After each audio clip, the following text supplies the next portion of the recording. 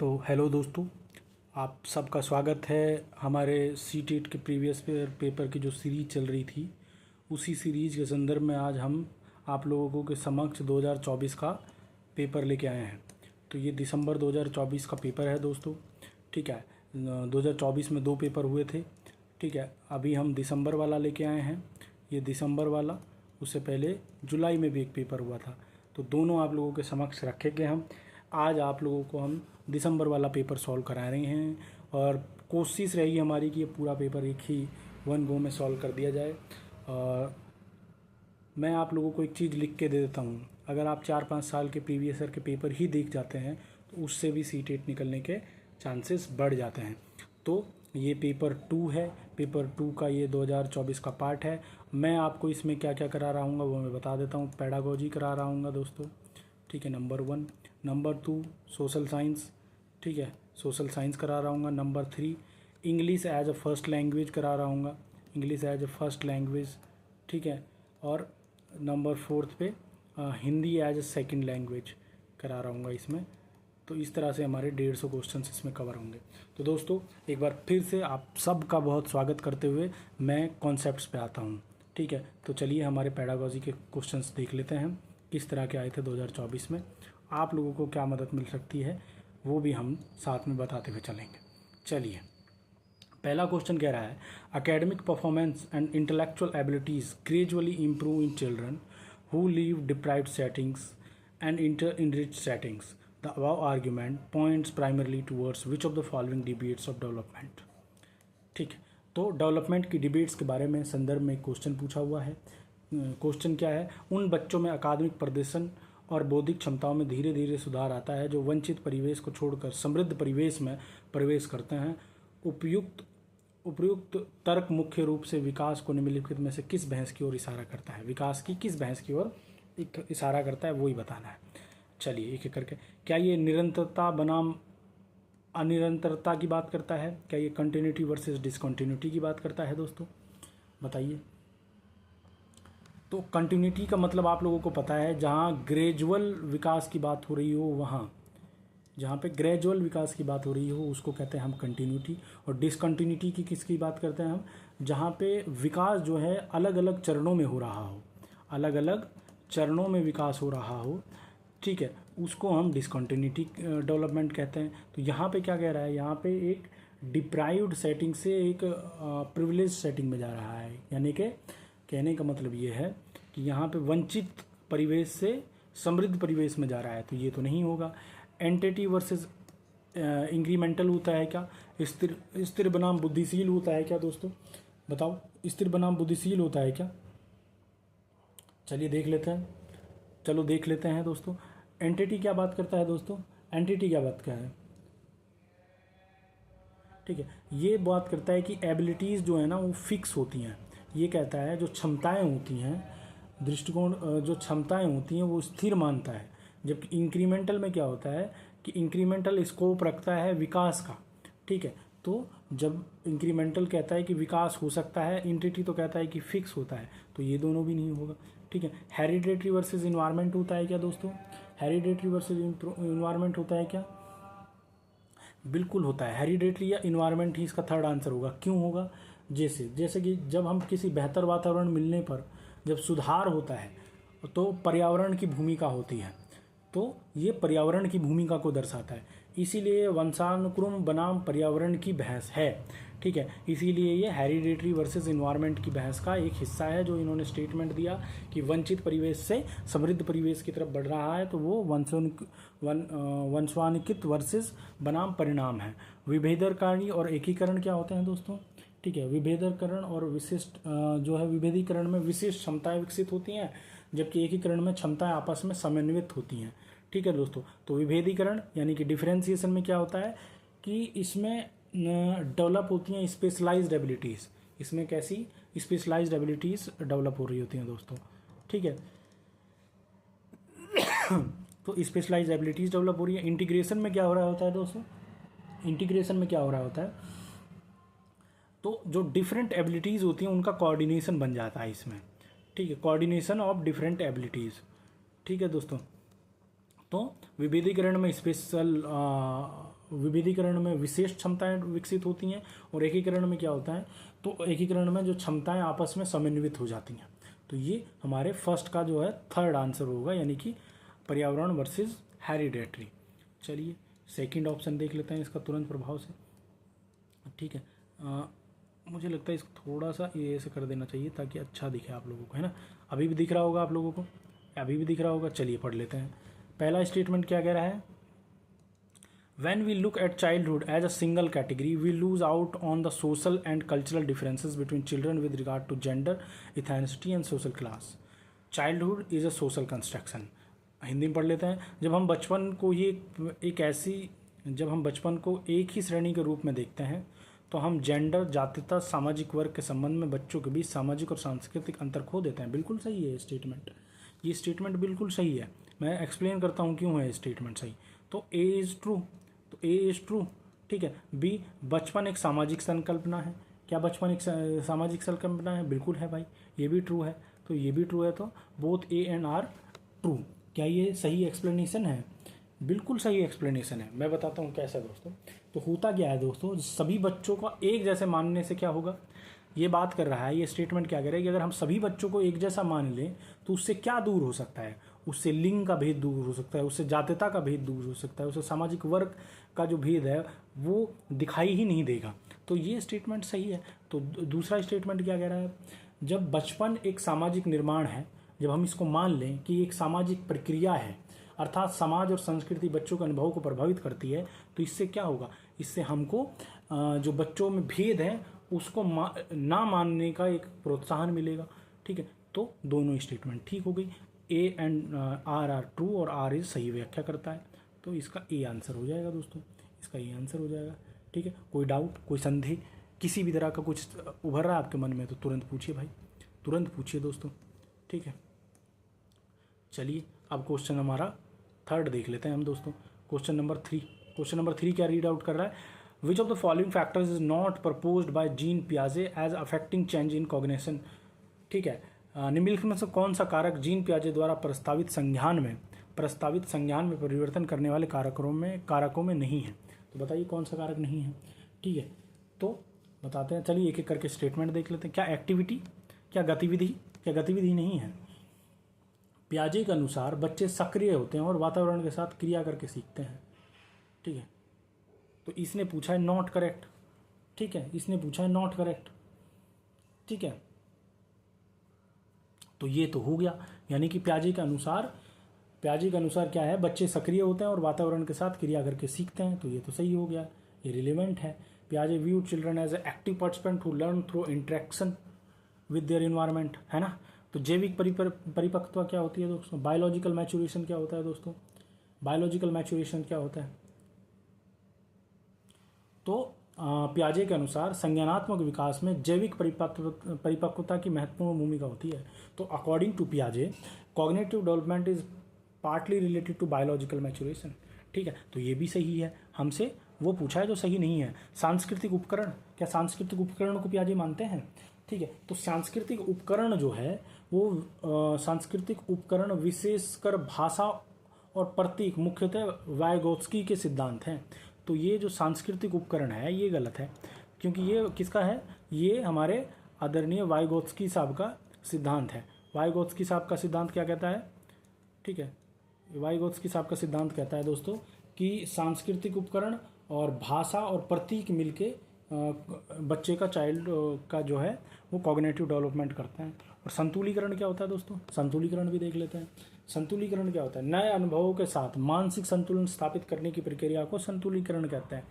तो ये भी, इसको इक्विलिब्रेशन कहते हैं पियाजे साहब, और इसको उन्होंने एक महत्वपूर्ण पार्ट माना है। तो हमारा 3 सही आंसर हो जाएगा दोस्तों इसका, तो थर्ड का 3 आंसर हो जाएगा। चलिए फोर्थ पे आ जाते हैं तुरंत प्रभाव से। चलिए फोर्थ क्या कह रहा है, read the following statements. Jean पियाजे assume that process of learning is dependent solely on hereditary. क्या ये सही है,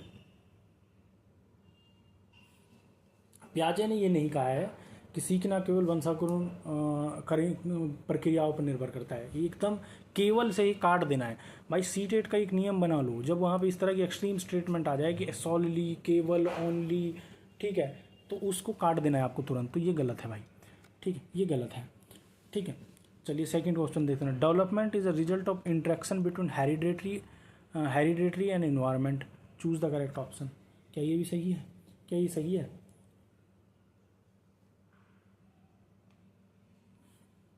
देखिए ये स्टेटमेंट अपने आप में सही लग रहा है दोस्तों। देखिए development is a result of interaction between hereditary and environment, but अगर हम देखें कि इसको अगर जीन पियाजे से जोड़ें तो ये सब गलत स्टेटमेंट हो जाएगा, तो ठीक है, तो ये गलत स्टेटमेंट हो जाएगा। अब हमारे ऑप्शंस देख लेते हैं, ठीक है। तो R is false, R is true, both and R true but R is not false. अगर यहाँ पे स्टेटमेंट दिया होता R is true and A is false, ठीक है, एंड ए इज फॉल्स, तो हम वो ऑप्शन लगा देते। तो इस केस में हम दोनों को ही गलत बताएंगे।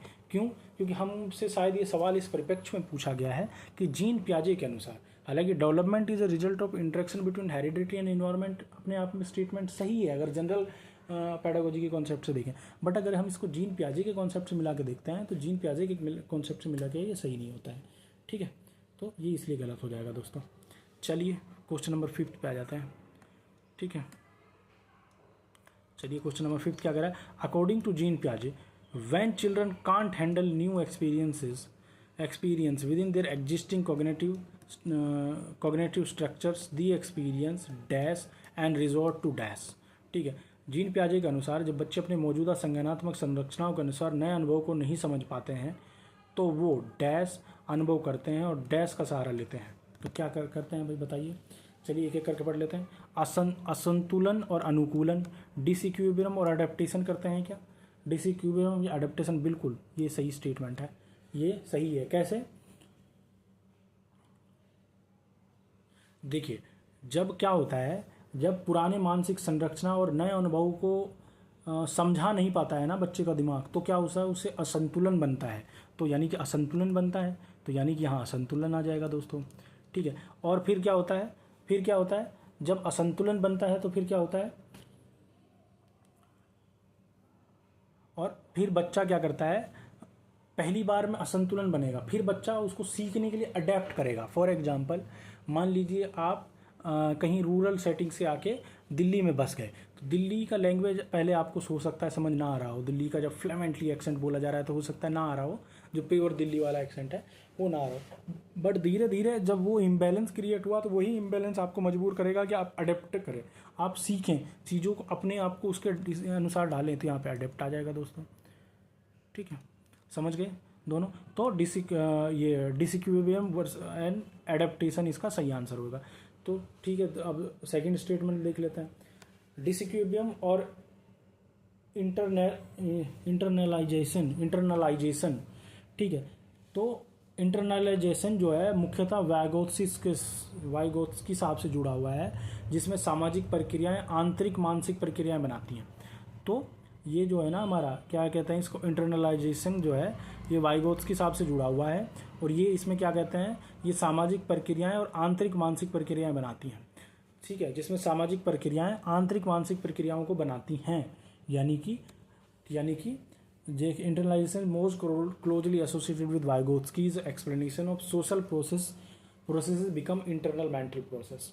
तो सोशल प्रोसेस जो होता है वही इंटरनल मेंटल प्रोसेस बन रहा है। ये किसने एक्सप्लेन किया?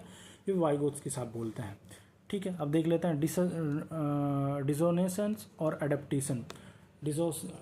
ठीक है, तो देख लेते हैं इसका क्या है।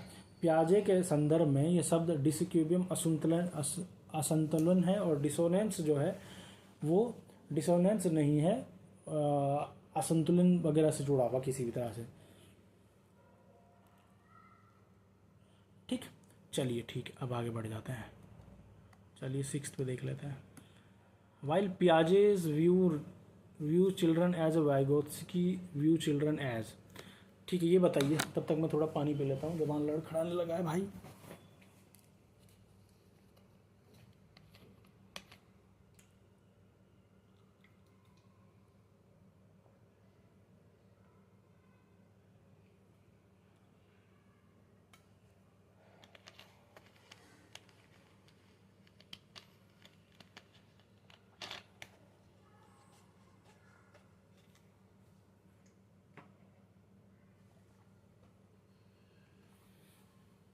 हाँ, तो क्या है भाई, ये कह रहा है कि पियाजे साहब और वाइगोत्स्की साहब बच्चों को किस तरह देखते हैं वो बताना है। चलिए देख लेते हैं। Active in manipulating ideas, passive in social context, क्या इस तरह से देखते हैं? ठीक है, क्या वाइगोत्स्की साहब पैसिव बताते हैं? नहीं भाई, वाइगोत्स्की साहब तो एक्टिव लर्नर बताते हैं ना भाई, ये तो एक्टिव लर्नर बताते हैं। ठीक है, और पियाजे साहब क्या कहते हैं? पियाजे साहब क्या कहते हैं? पियाजे साहब भी एक्टिव लर्नर बता रहे हैं, तो पैसिव तो कट जाएगा ना दोस्तों, तो पैसिव कट गया तो ये स्टेटमेंट कट गया। Active in manipulating ideas, active in social context, ये स्टेटमेंट सही है, ये स्टेटमेंट सही है भाई।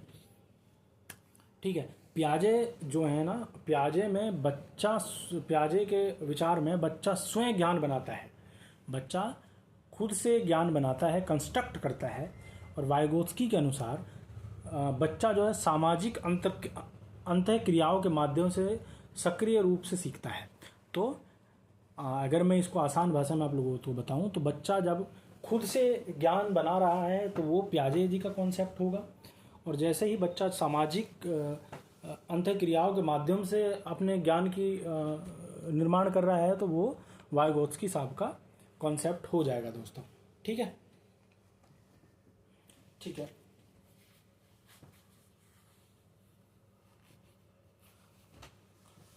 मैंने आपको बताया जैसे कि पियाजे साहब एक्टिव कंस्ट्रक्टर ऑफ नॉलेज देखते हैं, जो खुद से बनाते हैं, और हाँ ठीक है, विचारों के निष्क्रिय हेरफेर कर्ता के रूप में सामाजिक संदर्भ, तो निष्क्रिय नहीं होगा भाई, मैंने हटाया एक्टिव, बच्चों के निष्क्रिय हेरफेर, यहाँ पे भी निष्क्रिय आ रहा है, तो यहाँ पे हमारा सेकंड स्टेटमेंट सही हो जाएगा। तो मैंने आप लोगों को बता दिया कि पियाजे बच्चे को कैसे देखता है। पियाजे बच्चे को एक एक्टिव लर्नर के तौर पर देखते हैं जो कि खुद का ज्ञान बना रहा होता है। वाइगोत्स्की देखते हैं कि वो सामाजिक अंतःक्रियाओं के माध्यम से सक्रिय रूप से सीखता है। ठीक है, चलिए सेवंथ देख लेते हैं अब इसी बहाने। सेवंथ क्या कह रहा है? What is or are the basis of determining the stage of moral development in Lawrence Kohlberg theory. ठीक है, तो लॉरेंस कोहलबर्ग के सिद्धांत में नैतिक विकास की अवस्था को निर्धारण का आधार क्या है? बताइए भाई, क्या आधार है कोहलबर्ग के उसमें? चलिए, age of the individual, age of the individual है क्या भाई? केवल उम्र से नैतिक विकास का चरण निर्धारित नहीं हो सकता, केवल उम्र से नहीं हो सकता दोस्तों, तो ये गलत हो जाएगा। Answer given by the individual for against stealing. ठीक है, हाँ ये था भाई, कोहलबर्ग जो है ना यही बताते हैं, व्यक्ति की नैतिक समस्या पर क्या निर्णय देता है ये देखा जाता है। The person's judgement about the moral dilemma is a concept. आप लोगों को कोहलबर्ग का कॉन्सेप्ट याद ही है कि दवाई चुराने का जो था, पत्नी जो है बेड पे पड़ी हैं, दवाई चुराने को लेकर पैसे नहीं है, ये सारे कॉन्सेप्ट हैं जो उन्होंने दिए। Reasoning underlying the individuals response, ये भी सही है। तो बी एंड सी ढूंढ लो पहले, तो ये फोर्थ आंसर है इसका। अब बता देता हूँ क्यों है। सबसे महत्वपूर्ण ये है कि व्यक्ति ने वह उत्तर क्यों दिया, इसका नैतिक तर्क क्या है, यही जो है बेसिक आर्ग्यूमेंट है किनकी? लॉरेंस कोहलबर्ग साहब की। ठीक है, चलिए भाई अब हम आगे देख लेते हैं। अकॉर्डिंग टू वाइगोत्स्की साहब, the essence of cognitive development is, तो कॉग्निटिव डेवलपमेंट का एसेंस लियो वाइगोत्स्की के अनुसार संज्ञानात्मक विकास के मायने हैं। क्या मायने हैं संज्ञानात्मक विकास के, बताओ भाई। ठीक है, चलिए, mastering the use of psychological tools, बिल्कुल पहला ही आंसर सही है आपको। ठीक है, भाषा, प्रतीक आदि सांस्कृतिक मनोवैज्ञानिक उपकरण उच्च मानसिक प्रक्रियाओं के विकास में मदद करते हैं, ऐसा किसका मानना है? ऐसा वाइगोत्स्की साहब का मानना है। यही सेम भाषा मैंने आपको ऊपर बताई हुई है, यानी कि language, symbols and other cultural tools help children develop higher mental process, तो इसी को कहते हैं मास्टरिंग साइकोलॉजिकल टूल्स। ठीक है, तो यही इसका आंसर हो जाएगा। Learning to adapt the environment, learning to adaptation is a particularly center to Piaget's theory.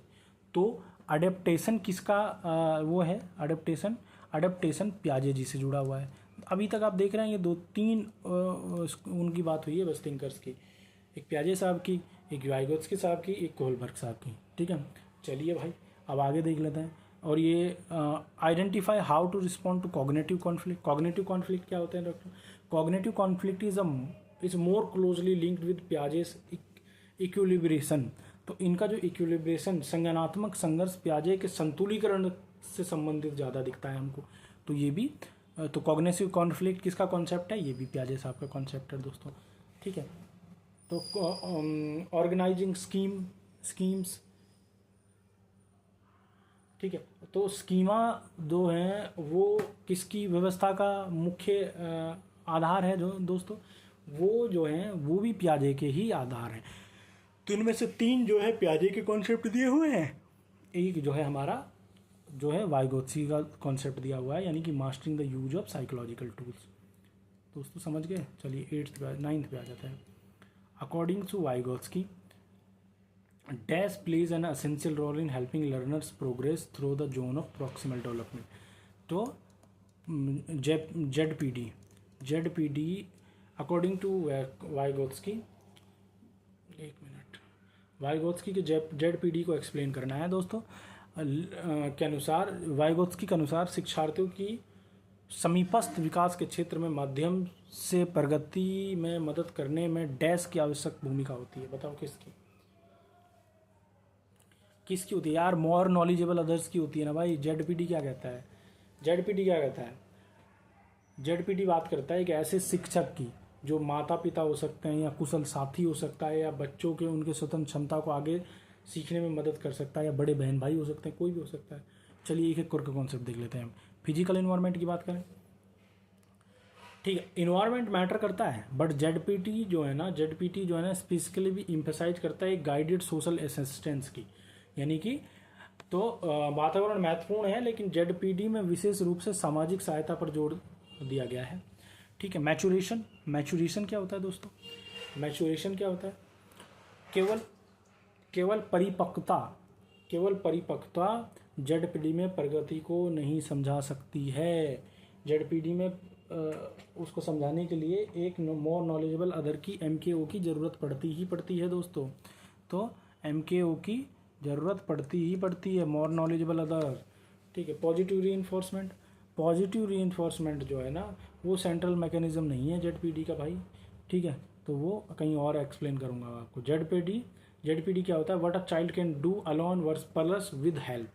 ठीक है, अलोन प्लस हेल्प का जो कॉन्सेप्ट है, अलोन प्लस हेल्प के साथ में वही जेड-पी-डी कहलाता है दोस्तों। इसमें 2 चीज़ें हैं, एमकेओ। ठीक है, चलिए जेंडर इस पे आ जाते हैं। हावर्ड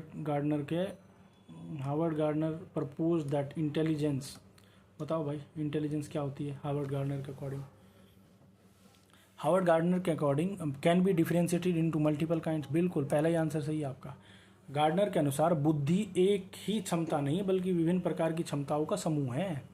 ठीक है, Gardner propose that intelligence consist of different forms rather than one single ability. तो ये is influence only by the genetics and not by the environmental factors. नहीं, ये तो गलत है। गार्डनर बुद्धि को केवल वंशानुक्रम का परिणाम नहीं मानते हैं। ठीक है, ये गलत है। Is डोमिनेटली about recall and memorisation. नहीं, ये भी गलत है।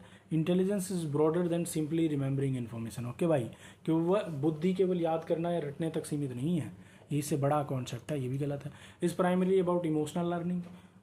गार्डनर की जो थ्योरी का है उसका अर्थ केवल भावनात्मक अधिगम कतई नहीं है, वो तो कई सारी चीज़ें बताता है। ठीक है, तो ये भी गलत है हमारा। ठीक है, तो हमारा A1 सही हो जाएगा दोस्तों। व्हाट इज प्रोग्रेसिव एजुकेशन क्या होती है, प्रगतिशील शिक्षा क्या है दोस्तों, प्रगतिशील शिक्षा बताओ दोस्तों, बताओ भाई प्रगतिशील शिक्षा क्या होती है। चलिए देख लेते हैं। An approach to education that emphasise discipline and rote memorisation. जहाँ पर ये रोट मेमोराइजेशन देगा उसको तुरंत काट देना है आप लोगों को। ठीक है, डिसिप्लिन देखिए, प्रगतिशील शिक्षा का मुख्य जोर रटने और कठोर अनुशासन पर नहीं है, बल्कि ये तो किस नेगेटिव शिक्षा है ये एक तरह से। An approach to education that emphasise individuals learning and student centre classroom. ये इसका सही आंसर है, बी इसका सही आंसर है। ठीक है, बी इसका। It focuses on the learners needs, interest, experiences and active participation.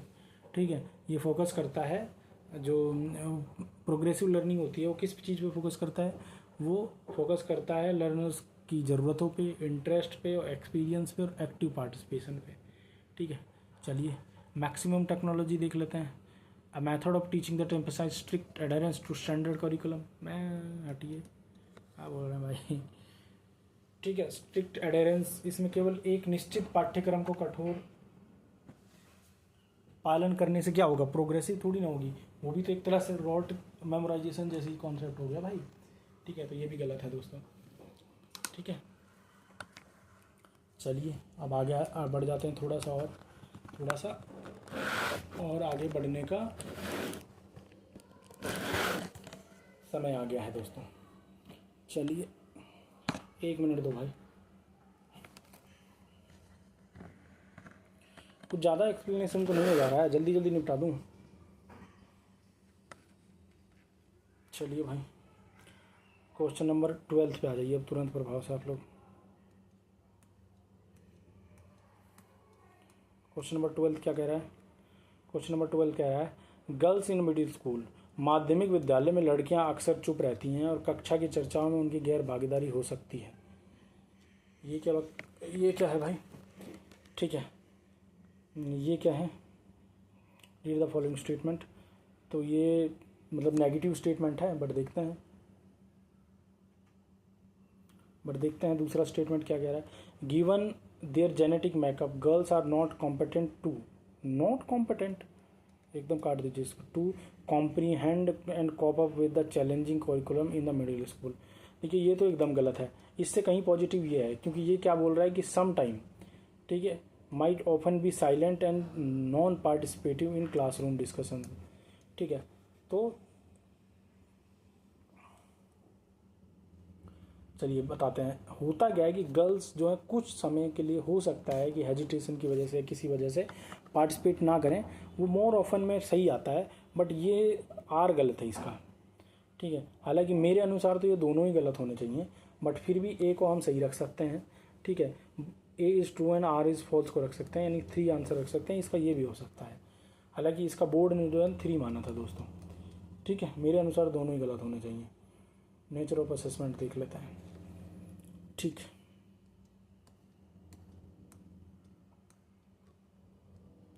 Nature of assessment should be dash and assessment task should be dash. बताओ क्या होना चाहिए भाई? चलिए एक करके देख लेते हैं। डायनेमिक और ऑथेंटिक होना चाहिए, पहला ही सही आंसर है आप लोगों का। ठीक है, पहला ही सही आंसर है। चलिए देख लेते हैं क्यों है। डायनेमिक असेसमेंट का मतलब क्या होता है दोस्तों? डायनेमिक असेसमेंट क्या होता है? ये आपको जो लगातार प्रोग्रेस हो रही है उसको असेस करने का एक मौका देता है। गतिशील मूल्यांकन सीखने को निरंतर प्रक्रिया मानता है और सहायता से सुधार को भी देखता है, यानी कि सहायता से, हेल्प से सुधार हो सकता है, इसको मानता है। तो ये स्टेटमेंट सही है। ऑथेंटिक क्या होता है दोस्तों? ठीक है, ऑथेंटिक क्या होता है दोस्तों? ऑथेंटिक मतलब ईमानदारी से, सही तरीके से होना चाहिए, प्रमाणिक होना चाहिए। ऐसा होना चाहिए कि अगर आप उसको 10 बारी करें तो 10 बारी में भी यही रिजल्ट आए, तो ये सही है। ठीक है, objective and standardise. Objective assessment क्या होता है दोस्तों? ठीक है, ऑब्जेक्टिव असेसमेंट क्या होता है? ठीक है, तो वास्तुनिष्ठ परीक्षण जो है उपयोगी हो सकते हैं, लेकिन मूल्यांकन केवल इन्हीं तक सीमित नहीं होना चाहिए। तो ऑब्जेक्टिव में क्या होता है कि कुछ पर्टिकुलर चीज़ों का एक क्राइटेरिया बना के आप किसी पर्टिकुलर स्टूडेंट को जज कर सकते हैं। तो ये गलत है। डायनेमिक एंड स्टैंडर्डाइज असेसमेंट क्या होता है? तो स्टैंडर्डाइज असेसमेंट एक ऐसे असेसमेंट होता है, मान लीजिए कि आपने पहले से एक क्राइटेरिया बना लिया कि इतने क्राइटेरिया में ये होना चाहिए, यानी कि 10th के स्टूडेंट को हमको ये आना चाहिए, पर्टिकुलर कॉन्सेप्ट आना चाहिए। उतना अगर उसको आ रहा है तो ठीक है, अगर नहीं आ रहा है तो फेल्ड है। और ये ना जो लगातार प्रोग्रेस हो रही है उस पर ध्यान नहीं देता है, ये एक निश्चित बना लेता है, उसी पर ध्यान दे रहा होता है, तो ये भी गलत है। यानी डायनेमिक और ऑथेंटिक होना चाहिए। चलिए it is advisable not to rely on standard test while conducting assessment for learning. हाँ सही है, ये सही है। ठीक है, असेसमेंट जो है ना वो हमेशा डायनेमिक होना चाहिए। चलिए देख लेते हैं। In criteria reference testing scores as compare to set of performance standards. हाँ ये भी सही है भाई, ये भी सही है। कैसे सही है? देखिए होता क्या है कि जब हम क्राइटेरिया रेफरेंस टेस्ट की बात करते हैं तो ये कंपेयर करता है परफॉर्मेंस को विद प्री डिटरमाइंड स्टैंडर्ड्स और क्राइटेरिया। फॉर एग्जांपल मैं इसके लिए हमेशा कहता हूँ, जैसे सी टेट में एक क्राइटेरिया पहले से फिक्स है कि आपको 90 या 82 मार्क्स लेके आने हैं। अगर आप वो अचीव कर लेते हैं तो आप सी टेट क्वालिफाई कर जाते हैं। तो यानी कि ये प्री डिटरमाइंड क्राइटेरिया है। ठीक है, assessment for learning should be varied evidences rather than depending only on standard test. ठीक है, तो it is advise not to, मतलब वो हमेशा डायनेमिक होना चाहिए। ठीक है,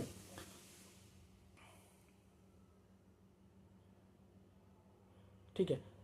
अब ये दोनों आप एक दूसरे में इंडिविजुअल टेस्ट हैं, तो ये दोनों एक दूसरे की एक्सप्लेनेशन नहीं करते हैं बट, तो ये गलत हो जाएगा। करेक्ट एक्सप्लेनेशन नहीं है, नॉट द करेक्ट एक्सप्लेनेशन, यानी कि बी सही हो जाएगा, यानी कि टी सही हो, बी सही हो जाएगा। ठीक है, तो क्राइटेरिया मतलब निर्धारित मापदंड और असेसमेंट फॉर लर्निंग सीखने में सुधार के लिए मूल्यांकन होता है। सॉरी दोस्तों, चलो क्वेश्चन नंबर 15 पे आ जाते हैं हम। विच of the following is an example of question that promotes analytical skills in student. ठीक है, which of the following example of question that promotes analytical skills of student. निम्नलिखित में कौन सा एक ऐसा पर्सन का उदाहरण है जो छात्रों में विश्लेषणात्मक कौशल को बढ़ावा देता है? बताओ, एनालिटिकल स्किल्स को डेवलप कर रहा है। चलिए, what is the definition of mammals. ये तो नोटिफिकेशन हो गया भाई। Asking for a definition mainly checks the real recall of information. ये किस चीज़ को दिखाता है? ये रिकॉल ऑफ इन्फॉर्मेशन दिखाता है दोस्तों। ठीक है, explain the key characteristic of mammals. Explain the key characteristics of mammals, ये क्या होता है? ये अंडरस्टैंडिंग को दिखाता है दोस्तों, ये अंडरस्टैंडिंग को दिखाता है। ठीक है, how have mammals adopted to their environments. ठीक है, ठीक है। स्टूडेंट मस्ट कनेक्ट, इसमें विद्यार्थी की विशेषता और वातावरण के बीच संबंध समझकर विश्लेषण करना होगा। How have mammals adopted to their environment, तो इसमें समझना होगा, फिर उसका एनालिसिस करना होगा, तो ये एनालिसिस दिखाता है। ठीक है, tell a few examples and few non examples of mammal given in the text book. ये क्या दिखाता है दोस्तों? ठीक है, ये क्लासिफिकेशन और रिकॉग्निशन दिखाता है दोस्तों, और रिकॉग्निशन ना कि एनालिसिस। तो हमारा थर्ड सही आंसर हो जाएगा इसका दोस्तों। चलिए अब आगे बढ़ जाते हैं, चलिए आगे देख लेते हैं। In an inclusive classroom doesn't offer differentiated instructions. ये क्या कह रहा है भाई? एक समावेशी कक्षा विभेदित निर्देशन का पालन नहीं करता है। गलत है भाई ये, क्यों करता है? तो समावेशी कक्षा में अलग अलग आवश्यकताओं वाले विद्यार्थियों के लिए डिफरेंशिएटेड इंस्ट्रक्शन दिए जा सकते हैं, इसमें कोई गलत नहीं है। तो ये गलत है, फिर ये हमारा स्टेटमेंट गलत है। ठीक है, समावेशन एक नीति है। समावेशन एक नीति है जो एक जैसे सीखने के लक्ष्यों, रणनीतियों और मूल्यांकन विधियों को प्रदान करके समान अवसरों पर जोर देती है। क्या ये सही है? Inclusion means equal opportunity, but equal opportunity doesn't necessarily mean या आइडेंटिकल टीचिंग मेथड्स, गोल और असेसमेंट फॉर एवरीवन। ये भी गलत है। ठीक है, क्योंकि भाई होता क्या है मैं बताता हूँ आप लोगों को। समावेश एक नीति है जो एक जैसे सीखने के लक्ष्यों, रणनीति और मूल्यांकन विधियों को प्रदान करके समान अवसरों पर जोर देती है दोस्तों। ठीक है, different learners appropriate different methods support. ठीक है, तो ये दोनों ही गलत हैं दोस्तों। तो हमारा ए और आर दोनों गलत, 4 आंसर हो जाएगा इसका। चलिए भाई 17th क्वेश्चन पे आ जाते हैं अब हम। 17th क्वेश्चन क्या कह रहा है भाई हमारा?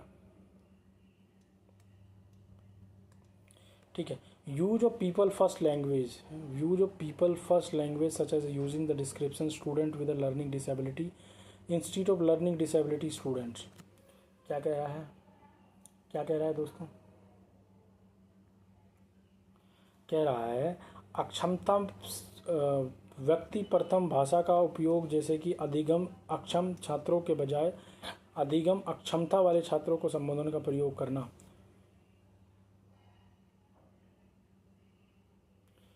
ठीक है, अक्षमता से जोर हटा देता है और समावेशन की सच्ची भावनाओं में सही नहीं है।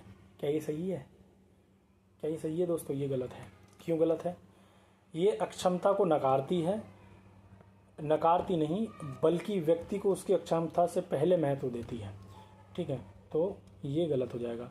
समावेशन के मानवाधिकार दृष्टिकोण के अनुरूप है। ठीक है, तो ये क्या कहता है, ये क्या कह रहा है हमारा? तो लर्निंग समावेशन क्या कह रहा है, is an consonance with human rights approach to the inclusion. Second क्या कह रहा है, students with learning disability emphasise the person rather than defining them by disability.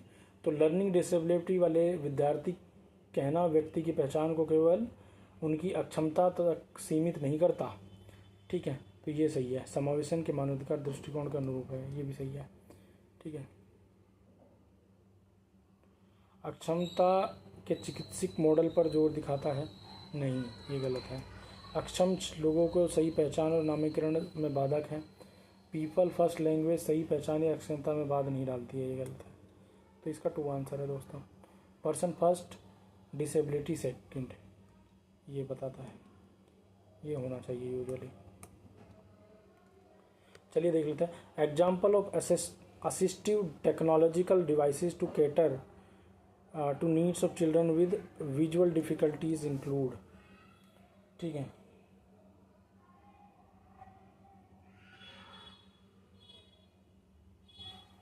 क्या? Example of assistive technological devices to cater to needs of children with visual difficulties include alternative computer input devices. Alternative computer input devices क्या करते हैं? वो मदद करते हैं, ये विद्यार्थियों को कंप्यूटर का सुलभ तरीके से उपयोग करने में मदद करते हैं। तो ये सही है भाई।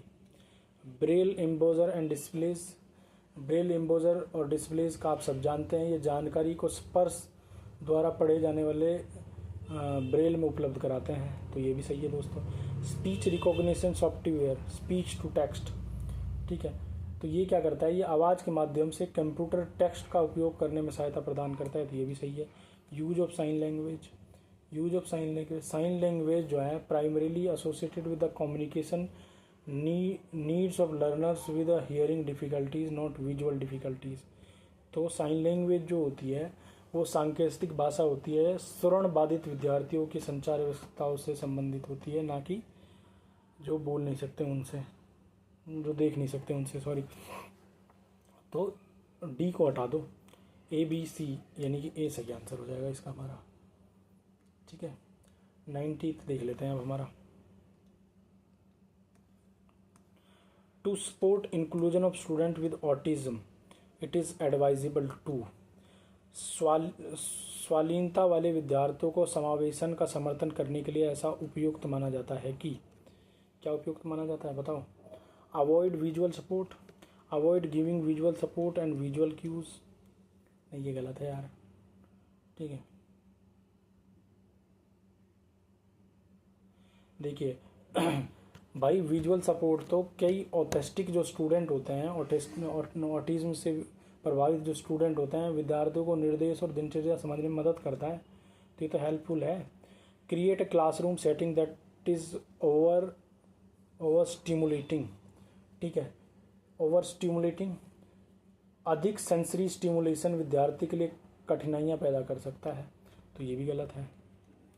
ठीक है, form an unstructured setup with random routines. ठीक है, तो predictable and consistent routines are generally more supportive. ठीक है, निश्चित और नियमित दिनचर्या होती है वो सहायक हो सकती है ऑटिज्म से रिलेटेड स्टूडेंट को। तो ये भी गलत है। Use concrete literal and consistent language, ये वो है सही। तो हमारा 4 सही आंसर है। स्पष्ट शाब्दिक और लगातार सम्मान भाषा भ्रम कम करती है और समझने में सहायता करती है दोस्तों। यानी कि literal consistent language clears and clear and predictable language reduces ambiguity and support understanding दोस्तों। तो कॉन्क्रीट स्पष्ट होती है, लिटरल शब्दों का सीधा अर्थ होता है, कंसिस्टेंट एक समान होता है। ठीक है, चलिए भाई 20वें क्वेश्चन पे आ जाता है। कितना मिनट हो गया भाई? चलिए, in order to address the needs of talented and creative children in the classroom it is important to. In order to address the needs of talented and creative children in the classroom, it is important to, बताओ भाई, keep them engaged and interested in the learning process। पहला ही सही है आपका। प्रतिभाशाली छात्रों को चुनौतीपूर्ण, सार्थक और रुचि कर सीखने के अवसर चाहिए होते हैं। Such learners need challenging, meaningful and stimulating learning opportunities। तो ये सही है दोस्तों। Provide them with detailed and explicit instructions।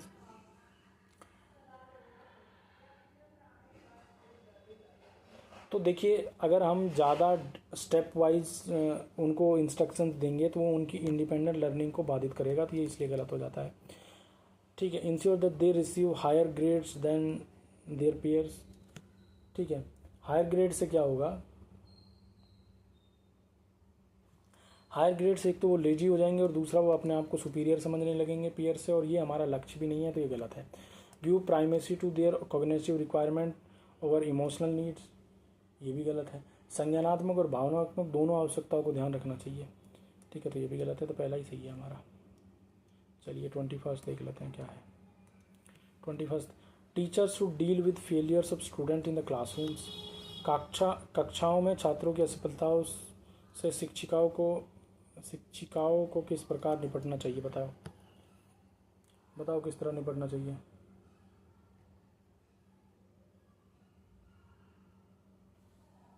Bye critically examining their own pedagogical strategies, ये सही है भाई। अपनी खुद की शैक्षणिक रणनीतियों को आलोचनात्मक प्रशिक्षण करके, ये सही है। अनुत्तीर्ण छात्रों का सुधार और अत्यधिक सुधार के, by correcting and over correcting the students who have failed, नहीं। इससे क्या होगा कि स्टूडेंट जो है एक्सेसिव करेक्शन के कारण डिस्करेज हो जाता है। ठीक है, वो डिस्करेज कर जाता है स्टूडेंट जो है, और वो क्या कर जाता है, जैसे ही डिस्करेज करेगा वो बल्कि एक डिफ़िकल्टी बन जाती है अपने आप में, ना कि उनकी प्रॉब्लम्स को सुधार रहा है। ठीक है, फिर by administering standard IQ test to fail student to assess intelligence, नहीं, ये भी गलत है। कैसे गलत है? Failure in a subject doesn't automatically indicate low intelligence. भाई किसी एक सब्जेक्ट में फेल होने से लो इंटेलिजेंस नहीं बता चलता है, तो IQ टेस्ट करना गलत है। By identifying the caste of students and telling parents to provide additional support at home. ठीक है, ये क्या है? कास्ट क्यों? इसमें कास्ट कहाँ से आ गई? ये भी गलत है भाई, ये भी गलत है भाई। ठीक है, ठीक है, जाति को विद्यार्थी की शैक्षणिक असफलताओं के कारण मानना उचित नहीं है भाई, एकदम उचित नहीं है। ये तो कास्टिज्म फैला रहे हैं आप, अगर आप ऐसा कर रहे हैं तो। ठीक है, ठीक है भाई, तो चलिए ये हो गया। चलिए तो अब आ जाते हैं हम कौन से क्वेश्चन पे 22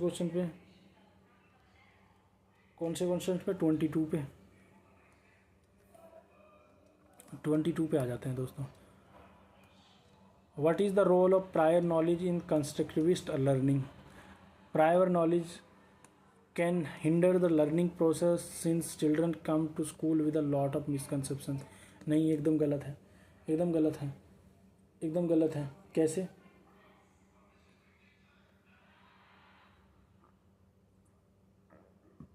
एकदम गलत है भाई, कैसे? भाई गलत धारणाएं बाधा बन सकती हैं, लेकिन पूर्व ज्ञान नए सीखने की आधार भूमि भी बनता है। बाधा बन सकती है, बट पूर्व ज्ञान जो होता है वो एक आधार भी तो बन सकता है। Prior knowledge is important for building connections and facilitating new learning, ये है ऑप्शन अपना सही। संबंध बनाने और नए अधिगम को सुगम बनाने के लिए पूर्व ज्ञान महत्वपूर्ण है, एकदम सही बात है ये।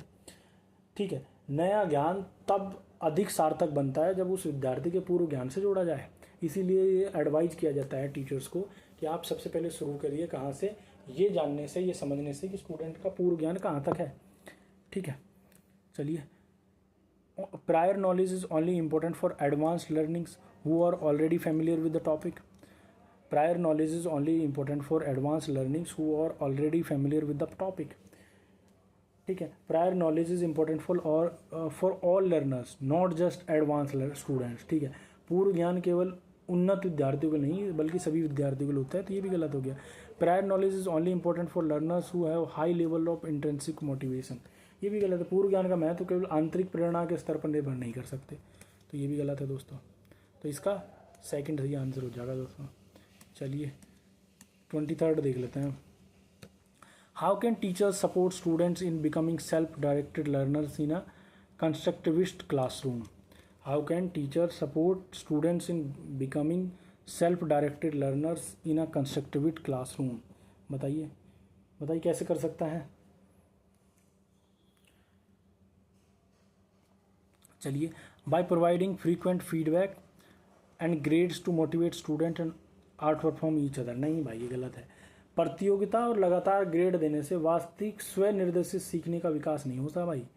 ठीक है, तो स्व सीखने का वो करना है भाई। आप उनको ग्रेड दे रहे हैं, फीडबैक दे रहे हैं, तो उससे खुद से कैसे सीखेंगे। Bye setting explicit goals and objectives for और लर्निंग टास्क। ठीक है, क्या ये सही है। ठीक है, लक्ष्य उपयोगी हैं लेकिन हर चीज़ को शिक्षक द्वारा नियंत्रित करना सेल्फ डायरेक्टेड लर्निंग नहीं बनता। ठीक है, ये भी सेल्फ डायरेक्टेड लर्निंग नहीं बनेगा अगर teacher. By encouraging students to take responsibility for their own learning and developing self regulation skills, ये सही है। ठीक है, विद्यार्थियों को अपने सीखने की जिम्मेदारी लेकर अपनी प्रगति को स्वयं नियंत्रित करना चाहिए, ये सही है दोस्तों।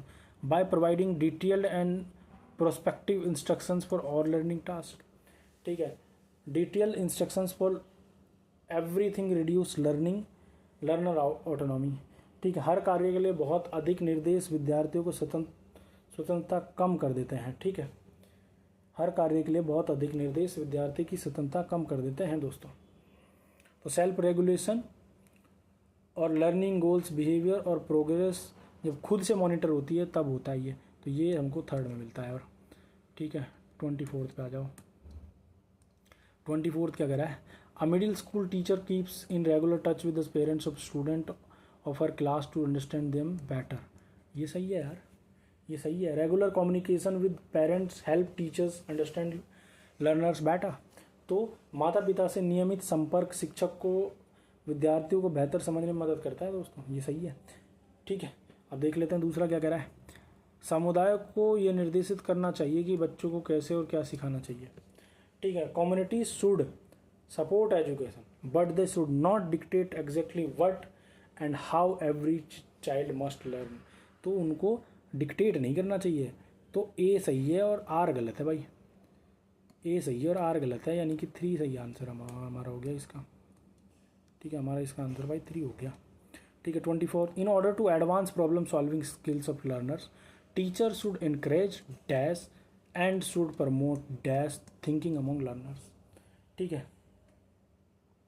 चलिए देख लेते हैं क्या कह रहा है। विद्यार्थियों को समस्या समाधान कौशलों को उन्नत करने के लिए शिक्षकों को डैश को प्रोत्साहित करना चाहिए और शिक्षार्थियों के बीच डैश चिंतन को बढ़ावा देना चाहिए। चलिए देख लेते हैं क्या कहता है। बिलीफ एंड परसेवरेंस, विश्वास दृढ़ता और पारस्परिकता। ठीक है, क्या ये सही है। बिलीफ परसेवरेंस, इसका अर्थ विपरीत प्रमाण के बावजूद अपनी धारणा पर टिके रहना है। ये प्रभावी प्रॉब्लम सॉल्विंग को बढ़ावा नहीं देता है दोस्तों। तो बिलीफ और परसेवरेंस जो है ये प्रभावी सीखने की उसको नहीं बढ़ावा देता है। फंक्शनल फिक्सनेस और डाइवर्जेंट। फंक्शनल फिक्सनेस क्या होता है। किसी वस्तु को केवल उसके सामान्य उपयोग तक सीमित समझना प्रॉब्लम सॉल्विंग में बाधा बन सकता है। ठीक है, तो कार्यात्मक स्थिरता, ये भी सही नहीं है, ये भी सही नहीं है। साधन अंत विशेषण और अभिसारी, ये सही है अपना आंसर। कैसे सही है भाई, बताते हैं। ठीक है, मीन्स एंड एनालिसिस समस्या के चरणों में बांटता है। ठीक है, तो मीन्स एंड एनालिसिस समस्या को चरणों में बांटता है और कन्वर्जेंट थिंकिंग संभावनाओं को घटाकर समाधान तक पहुंचाती है। ठीक है, तो ये संभावनाओं को घटाकर समाधान तक पहुंचाती है। 3rd आंसर हो गया इसका। वर्बाइजेशन और एनालॉजिकल। वर्बाइजेशन ये दोनों सीखने में मदद कर सकते हैं लेकिन पर्सन में अपेक्षित सही संयोजन नहीं है। ठीक है, डिस्कवरी लर्निंग है अगला question. in discovery learning, students drive information for themselves through exploration and manipulation of ideas। ये एकदम सही है भाई, एकदम सही है। कैसे सही है? विद्यार्थी विचारों के साथ सक्रिय रूप से खोज और उपयोग करके जानकारी सिद्धांत समझते हैं। ठीक है, ठीक है। लर्नर्स डिस्कवर प्रिंसिपल और information bye actively exploring and working with ideas. ठीक है, सेकेंड ऑप्शन देख लेते हैं फिर। Consistency make new discoveries in world through exploration and manipulation of ideas. नहीं, ये गलत है। कैसे कैसे गलत है ये? डिस्कवरी लर्निंग का अर्थ हर बार दुनिया में नई खोज नहीं करना नहीं है। Discovery learning doesn't mean discovering something new in the world every time. ठीक है, फिर देख लेते हैं। Drive information for themselves through rehearsal and extended practice. ठीक है, रिहर्सल मुख्यतः दोहराव है, खोज द्वारा सीखना नहीं। ठीक है, make new discoveries in the world through rehearsal and extended practices, तो बता ही दिया है तो मैंने आपको, रिपीट हो गया है। तो हमारा फर्स्ट सही आंसर है। 27 देख लेते हैं। Realising that he is not paying attention in the science class and hence he is unable to understand the concept, Ramesh decides to sit at the front so that he can focus attention better. Which learning strategy is Ramesh using? ये महसूस करते हुए कि वह विज्ञान कक्षा में ध्यान नहीं दे रहा है और इसलिए यह संप्रत्यों को समझने में असमर्थ है, रमेश कक्षा में सबसे आगे बैठने का फैसला करता है ताकि वह ध्यान केंद्रित कर सके। रमेश सीखने की किस रणनीति का उपयोग कर रहा है? ठीक है, क्या वह दोहराव की रणनीति का अपना उपयोग कर रहा है दोस्तों?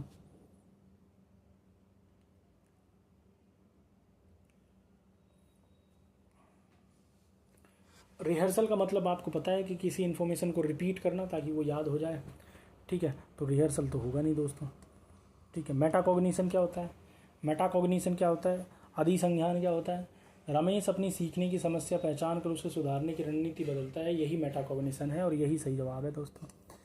जब रणनीति बदलाव हो तो उसको मेटाकॉग्निशन कहते हैं। स्कैफोल्डिंग क्या होता है? स्कैफोल्डिंग क्या होता है आप लोगों को सबको पता है। स्कैफोल्डिंग में किसी अधिक जानकार व्यक्ति द्वारा सहायता दी जाती है, MKO द्वारा। ये ZPD का कॉन्सेप्ट है दोस्तों। ठीक है, ठीक है। ये मैनोमिनिक्स क्या होते हैं दोस्तों? स्मृति सहायक विधियाँ क्या होती हैं? Mnemonics are memory techniques use to remember information. ये मेमोरी टेक्निक्स हैं जो कि इन्फॉर्मेशन को याद रखने के लिए यूज होती हैं, तो ये भी गलत है दोस्तों। चलिए 28 पे आ जाते हैं अब अपन लोग।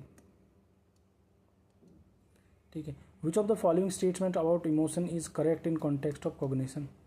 ठीक है, संज्ञान के संदर्भ में भावनाओं के बारे में निम्नलिखित में कौन सा कथन सही है? बताओ दोस्तों, कौन सा कथन सही है? इमोशन एंड कॉग्निशन के बारे में बताना है। चलिए देख लेते हैं। भावनाएं कूट लेखन एंड कोडिंग की प्रक्रिया को सुगम बनाती है। नहीं भाई, यही गलत हो गया है तो। लेकिन इसका ध्यान की प्रक्रिया पर कोई प्रभाव नहीं पड़ता है। ये उल्टा कर दिया इन्होंने उल्टा कर दिया दोस्तों। कूट लेखन पे कोई प्रभाव नहीं पड़ेगा। भावनाएं केवल इनकोडिंग को नहीं, अटेंशन सहित कई कॉग्निटिव प्रोसेस को प्रभावित करती हैं, तो ये गलत हो गया दोस्तों। ठीक है, भावनाएं जानकारी की कुशल पुनः प्राप्ति में मदद करती है लेकिन सीखने के लिए अभिप्रसरण को प्रभावित नहीं करती। क्या बात कर रहा है? ठीक है, भावनाएं सीखने की मोटिवेशन को भी प्रभावित कर सकती हैं दोस्तों, सिर्फ उसी को नहीं, तो ये भी गलत हो गया। भावनाएं संज्ञान के विभिन्न पहलुओं को नियंत्रित करती है, हालांकि इनको प्रभाव की मात्रा और दिशा बहुत से कारकों पर निर्भर करती है। ये सही आंसर है, ये सही है। Emotions affect cognition but their affect depends on the type of intensity and situation. दोस्तों, भावनाएं संज्ञान को प्रभावित करती हैं लेकिन प्रभाव भावना के प्रकार, तीव्रता और परिस्थितियों पर निर्भर करता है दोस्तों। ठीक है, अधिगम पर भावनाओं का प्रभाव हमेशा एक्सियोजी होता है। ठीक है, emotions doesn't always have a positive effect on learning. ठीक है, और जिस भी प्रकार की भावना है उससे अधिगम पर केवल सकारात्मक प्रभाव पड़ता है। नहीं, ये गलत है।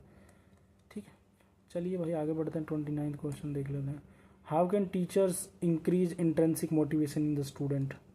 बताइए भाई, how can teachers increase intrinsic motivation in the student? By giving removal punishment.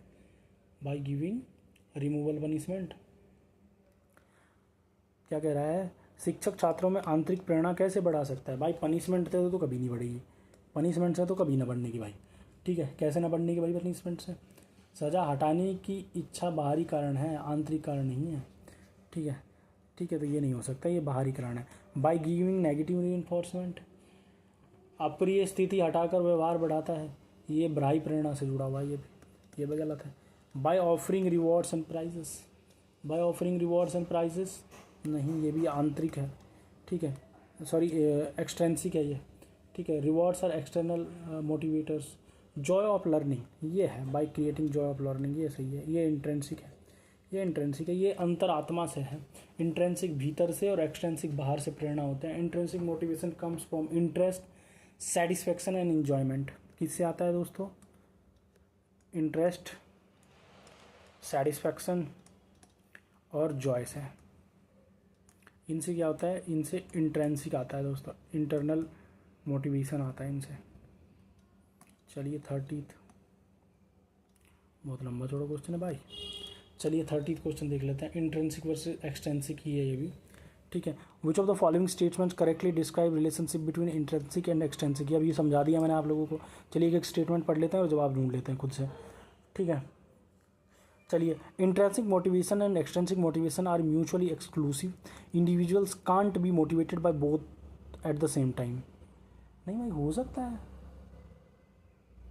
भाई, हो सकता है यार, तो ये गलत है। दोनों से हो सकता है, रिवॉर्ड से भी हो सकता है, खुशी के लिए भी हो सकता है। Intrinsic motivation can impact extensive motivation but extensive motivation can't impact intrinsic motivation in any possible manner. ये भी गलत है यार। Influence can occur in both directions, भाई बोथ डायरेक्शंस में हो सकता है, ये गलत है। ठीक है भाई, ऐसा नहीं हो सकता कि रिवॉर्ड के लिए पढ़ना शुरू किया हो तो मज़ा आने लगा हो, या फिर मज़े के लिए पढ़ना शुरू कर दिया हो तो रिवॉर्ड दिखा रास्ते में तो रिवॉर्ड के लिए भी पढ़ना शुरू कर दिया हो। ठीक है, intrinsic and extrinsic motivation can both impact an individual's behaviour but they operate independently of each other. नहीं भाई, अभी बताया, दोनों एक दूसरे पर असर डालते हैं, तो ये भी गलत है। Intrinsic and extrinsic motivation can interact with each other in complex ways with one type of motivation affecting other. ये सही है, ये सही है भाई, ये सही है। कैसे सही है? आंतरिक और बाह्य अभिप्रेरणाएं एक दूसरे के साथ जटिल तरीके से अंतःक्रिया कर सकती हैं, जिसमें एक प्रकार की अभिप्रेरणा दूसरे को प्रभावित करती है दोस्तों। ये सही है, 4th। तो दोस्तों इस तरह से हमारा पेडागोजी का सेक्शन कंप्लीट होता है। अब हम सोशल साइंस पे आ गए हैं दोस्तों। अब हम आ गए हैं किस पे? सोशल साइंस पे। तो दोस्तों मैं एक छोटा सा 2 सेकंड का एक ब्रेक ले लेता हूँ। ठीक है, तब तक आप ये फर्स्ट क्वेश्चन को सॉल्व करने की कोशिश कीजिए। ठीक है, ये भी हम आज ही कराएंगे। कितने मिनट का वीडियो हो गया एक बार देख लो ज़रा। अरे ठीक है, अभी बड़ा टाइम है हमारे पास। ठीक, चलिए।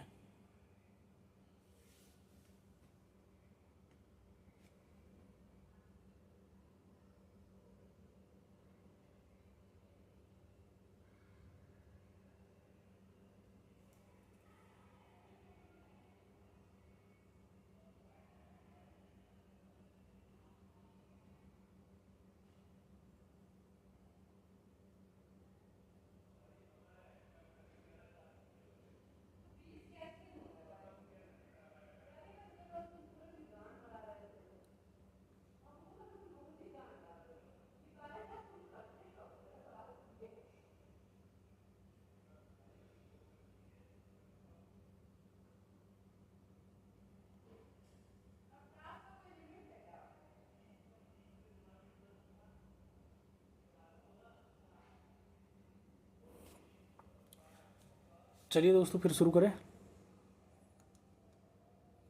दोस्तों फिर। दोस्तों अगर पड़ोसियों की आवाज़ आ गई होगी तो हम सॉरी यार, वो हमारे पड़ोस में कुछ ज़्यादा,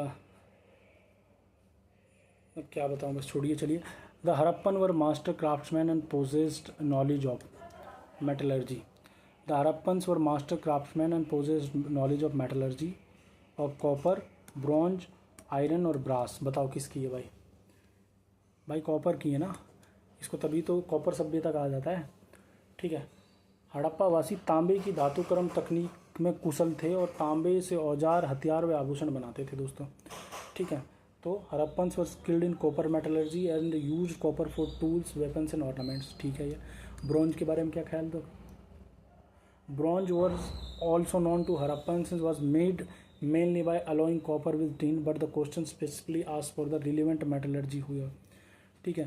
तो वो मेटलर्जी को पूछा है इसलिए।